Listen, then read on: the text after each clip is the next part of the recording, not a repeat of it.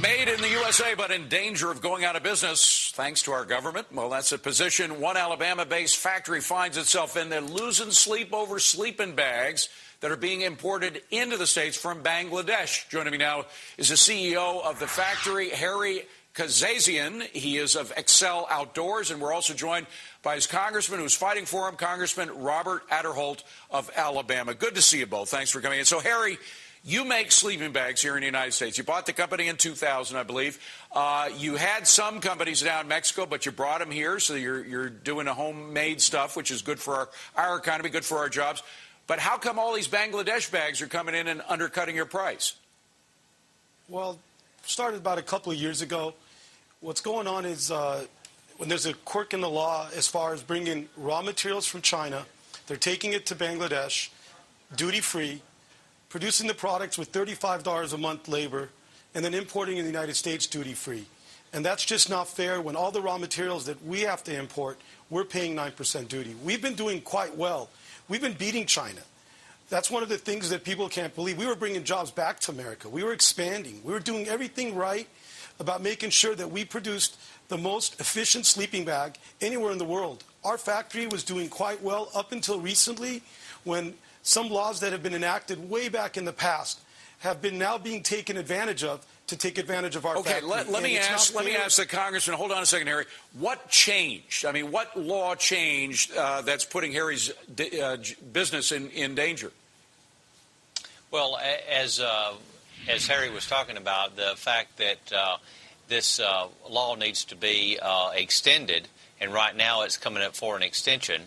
And they're not. And right now, this will continue to allow them to bring in these sleeping bags at this price, and they just simply cannot compete. And the bottom line is, there's going to be a lot of jobs in Alabama, in my state, that could very well disappear unless there is a level playing field. Okay, now, Congressman, some people would say, let me just stop here, because the pure free marketeer would say, hey, look, it's a global economy.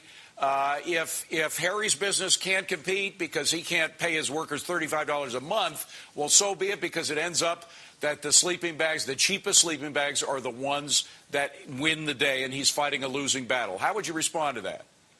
Well, under current law, what the law is today is that textiles are exempt. That's what the trade policy that we made with Bangladesh says. However, there was an exemption in there for sleeping bags, and we have a company in my hometown of Haleyville, Alabama, that makes these sleeping bags, just wants to compete on a level playing field, but yet Harry's company, Exxel Corporation, has to pay a tariff on getting the materials into his company and has to pay his wages. Okay, so let me stop you there.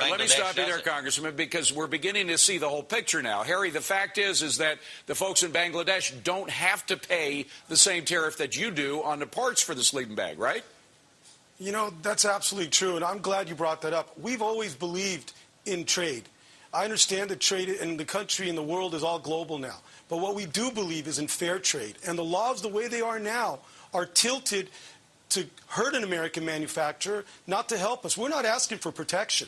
We're just asking to make the level playing field fair. You're asking, and let me put it in a nutshell if I can, you're asking that if you have to pay tariffs for parts, so does the guy in Bangladesh. That's absolutely true. Okay, well, Congressman, what can you do about it? How can you, because these are complicated agreements involving many countries. Well, this Omnibus Trade Act of 2010 is being voted on this week in the United States House and Senate. Right as we speak, this legislation is being proposed in the Senate. Right now, Senator Jeff Sessions of Alabama, who I've worked closely with on this legislation, has a hold on this legislation on the Senate side so that the legislation will not go forward unless there is a level playing field. Unless there's okay, all right. Because company. You know, the bottom line here, we got to wrap it up. But the bottom line, I mean, I'm for free trade. I believe that it has to be free, that the customer has to get the best deal possible in the world. But it's got to be level. And if you have to pay a cost for materials that the guy in Bangladesh doesn't have to pay, that's not a level playing field. So you can believe in fair trade and still believe in what you guys are doing. Robert Aderholt, Congressman, thank you very much. Harry Kazazian, it's Exxel Outdoors. Best of luck to both of you. I appreciate you coming in. Hey, thank you. Thank you. Thank you very much. Coming up.